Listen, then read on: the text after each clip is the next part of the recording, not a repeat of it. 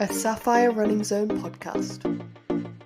Hi, this is Tim from the Sapphire Running Zone, and this is another in our training support podcast series. And today we are looking at the taper. Well, this is another of those words that you probably don't use a huge amount in normal life, but the taper is a bit of a legendary stage of your running training plan. And it's a really good place to be because you know that you're not far off from race day. So taper is basically a 2 or 3 week period prior to your event. And it's at the very end of your training plan, but it is still a really important part of your training plan. It's the bit where you need to slow it all down and conserve energy. You're going to be building up your glycogen reserves now ready for the day. You're going to be probably in the best shape you've ever been in, particularly if it's your first ever race. Particularly if it's your first ever marathon, you'll be in better shape than you've ever been in,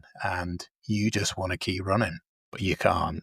And this is where we have to slow it all down. So welcome to the taper. So at the start of your training plan, your schedule, you would be very happy to be at a point where you didn't have to run too much. But when you get towards the end of your training plan and you've been in the groove for weeks and you've actually really started enjoying it, you just want to keep going. And this is the fittest you've been. So therefore, runs are great. Runs are enjoyable. They're not challenging anymore in the traditional sense. You don't sit at home thinking, oh my God, I got to go out for a run. You're probably looking forward to it. And the taper period is almost the complete opposite of that, to be honest. It's the point where you have to slow it all down and conserve energy, get yourself in shape for the big day. And up to a point, the success of your race day depends on how you deal with the taper. So if you are training for a marathon, for example, your taper period is likely to be 3 weeks. So basically what that means is from the point of your longest run, so say it's a 20 miler, from that point to race day is 3 weeks. So you're not going to run any further than that. And you're now going to start cutting back quite significantly. And it is really strange because you don't necessarily want to do that. Yes, you may well have had enough of those long runs that take 3 or 4 hours, that take up most of your Saturday or your Sunday. By the time you've messed about getting ready and having a shower and you get back, all the stretching, all that kind of stuff, it's a long. So the taper period really signifies the end of that stage of your training. It's, as we said at the start, the point where your body can now start to recover and prepare itself, the building up of these glycogen reserves, which is so important. This starts to happen during this early phase of the 3 weeks. And as it goes on, so the glycogen reserves get more significant. So it allows you to get to a point where you are in 100% fantastic shape, ready for the day. If you're doing a half marathon, chances are you will be looking at a sort of 2 week taper period. And if it's a 10K, for example, or a shorter distance, then it's a week or so. But you still got to do it. But it is a really, really difficult, strange time because you really just want to keep running, but you can't. You've probably not been in this kind of condition before, and your instinct naturally is to keep running and wanting to keep running because it's enjoyable and you feel that you can do it. So to go to a point of, say, 4 hours on your long run and wind that right back in is quite strange, but that's exactly what you have to do. Or long run really goes from 20 mile down to potentially 10 to 12 miles. And then the following week, it'll go down again to sort of 8 to 10 and then down again. So this period is all about looking after your body. And importantly, it's also about making sure you don't get injured. So not only are you getting yourself into a position where you're not going to run out of gas, you do not want to get yourself injured. And I always treat this period, I wouldn't say I necessarily enjoy it, but I always look at this period as this is where I have to look after myself. I do not want to put a foot wrong because I have worked for months for this, and the last thing I want to do now is do something stupid. So I tend to take my taper period down quite significantly, probably more than is recommended, because I know at this stage, and this is really important to consider this, you know you can do it. So if you've got yourself to a point of, say, 20 miles, in 3 weeks' time, you're going to be running a marathon. You're not going to lose that fitness in 3 weeks. So up to a point, if you did nothing, you would still be okay. You may lose a little tiny bit, but not a huge amount. So last year, for example, I did the Big Sur Marathon in April. And 3 weeks before that, I went to India on a trip. And given the heat and the humidity in India, I wasn't able to do a huge amount of training. I did a few 5Ks and it didn't have any particularly negative impact on me. Yes, I would have liked to have run a little bit more, but actually that was all about enjoying the experience and doing something different. And because of the heat and the humidity, I didn't want to overdo it. I didn't want to put myself under any pressure. So my taper period in that instance was a lot longer than it would normally have been. But it didn't have any particular negative impact. It's a strange time, but it's also quite a refreshing time because you can now step back from I wouldn't say grind, but the day-to-day activity involved in training for a distance event. And you can start to look at other things related to that event. So, for example, you can start to really focus on your logistics. Have you got everything in place for your race? Do you know exactly what you're doing, where you're going and when? What time does it start? What time do you have to be at the start? Have you sorted your support crew out if you've got people coming with you? Are you looking after those guys and agreeing with them exactly where they'll be on race day?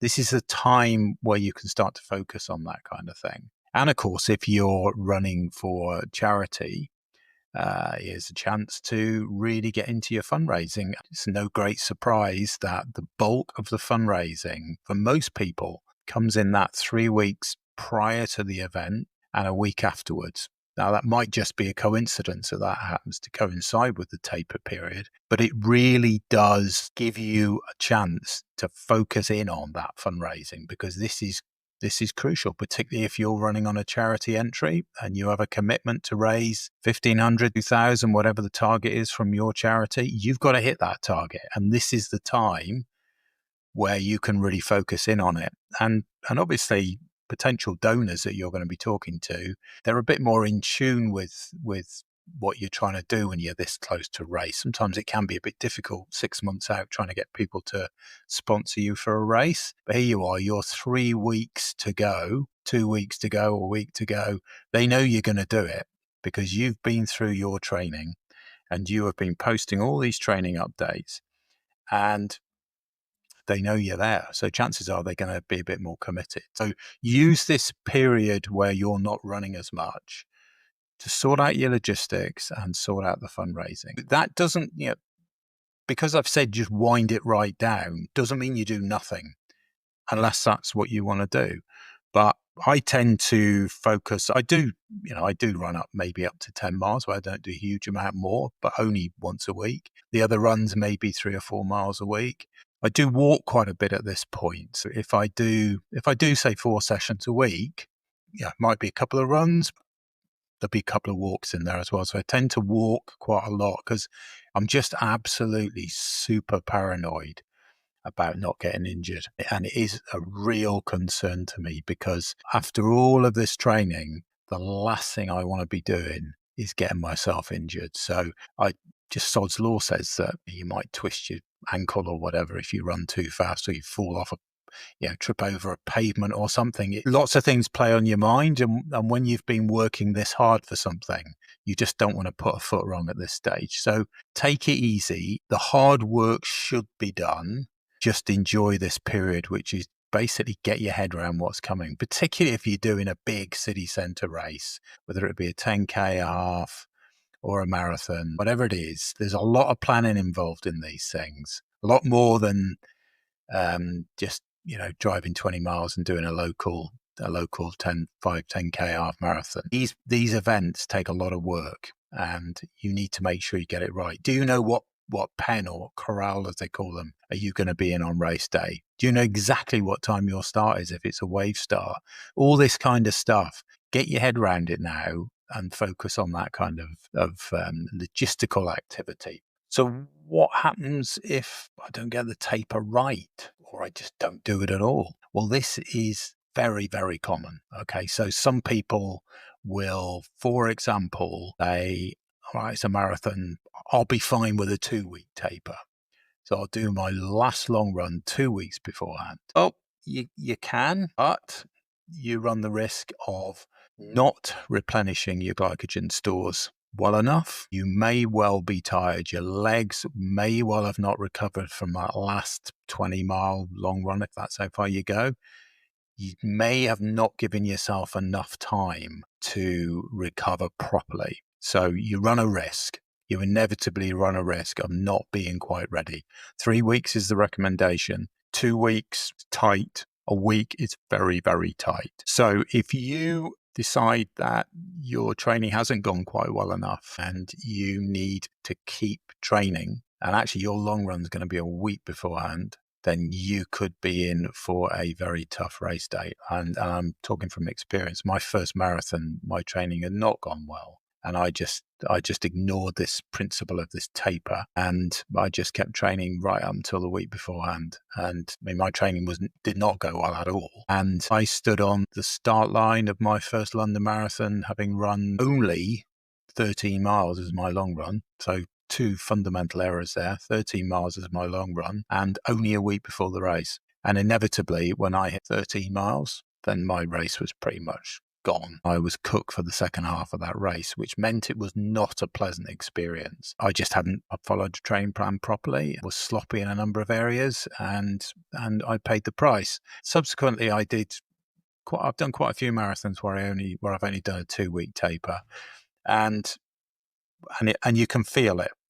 Sometimes I didn't have choice. I've done quite a few where I've done marathons, a week or 2 weeks apart, and your body just doesn't have enough time to recover. Where you've got the opportunity to have a 3-week taper, it does make a massive difference. And I think you need to be aware that if a lot of people will get ill, they haven't built enough contingency into their training, and they get ill and they have 2 weeks or 3 weeks off, and they just run out of time, basically. You're better off leaving a 3-week taper, irrespective of the longest run you've done, rather than trying to keep forcing and getting too close to race day with a long run, because you might end up doing 15 miles, but your body will not be conditioned to it and you will not have enough time to recover. So you're better off saying, right, my longest run was 14 miles. I'm just going to leave it there now. And I know that the adrenaline, the crowd support will get me pushed further on the course up to a point, but at least I will have rested my body for the required amount of time. So you need to be really careful. And if you don't get that taper right, you could have problems. And that taper also includes making sure you're still not running too much during it. So you might have eased down on your long run, but you might still be doing 4 runs during the week, and they might be 6, 7, 8 miles. Well, that's still too much. So just take it easy and wind it all down and enjoy that 3 weeks. You need to keep ticking over, but this is your recovery period now. This is your body's chance to recover from potentially 6 months of training and getting yourself in fantastic shape. Don't stress about it. You will be that proverbial coiled spring, but don't stress and enjoy that period of relative relaxation. Do a bit of cross training if you need to, a bit of rowing machine or a bit of swimming, a bit of stationary bike. That's a good way of doing it. Just keep yourself ticking over, keep the fitness going, but don't be stressing about the running. And now it's time for Q&A. Right, I've got a couple of questions here. Alex from Stafford says, does it make a difference if I have a 2-week period or a 2-week or a 3-week taper for a marathon? We sort of touched on that, and yes, basically, but again, it depends on the relative distances that you are running. So if your long run is 20 miles and you do that 2 weeks beforehand, and clearly, as opposed to 3 weeks, well, clearly that will have an impact on your body, and you may not have enough time to recover. But that also depends on how much you've done prior to that that last long run. So it's basically, is your body conditioned to it? Can it cope with the repeated stress? And it also, what age are you? Because clearly the older you get, the longer it takes to recover from these things. So my recommendation absolutely would be 3 weeks, but all things considered, you may get away with it on 2 weeks. Is your last long run 15 miles or 20 miles? So again, distance can have an impact, but as I said, I would prefer 3 weeks for everybody. If your last long run is 20 miles, 18, 20 miles, then really you need your body to have 3 weeks to recover and recover fully, get those glycogen stores replenished properly, and that gives you the best chance of a quality day on race day. Josh from Penzance says, do I need to taper for a 10K?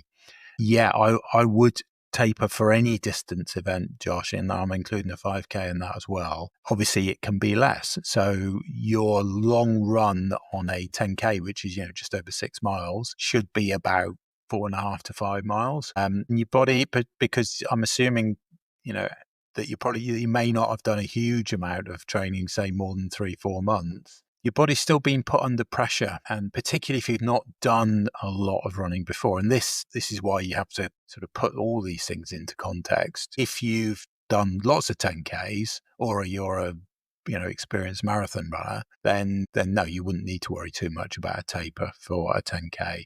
But if you're new to 10K running, your long run was 5 miles and you had been training 2, 3, 4 miles regularly, then you need to give your body a chance to recover. If you're a marathon runner and you're just dipping in and doing a 10K, well, that 10K might be just one of your training runs. So you wouldn't need to worry too much about a taper period for that. So it's about experience, how much running have you done, and context. Is it a standalone event you're training for, or is it part of something bigger?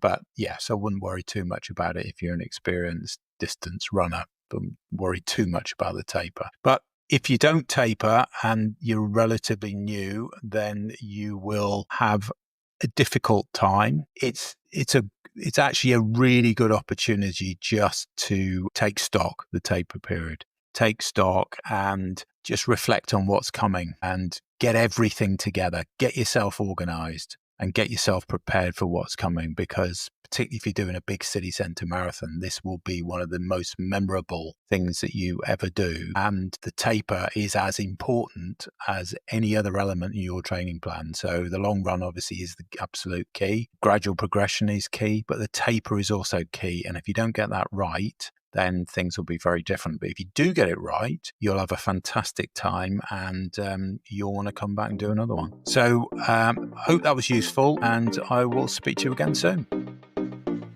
Thanks for listening to this Sapphire Running Zone podcast. Keep checking back as we have lots more podcasts coming soon.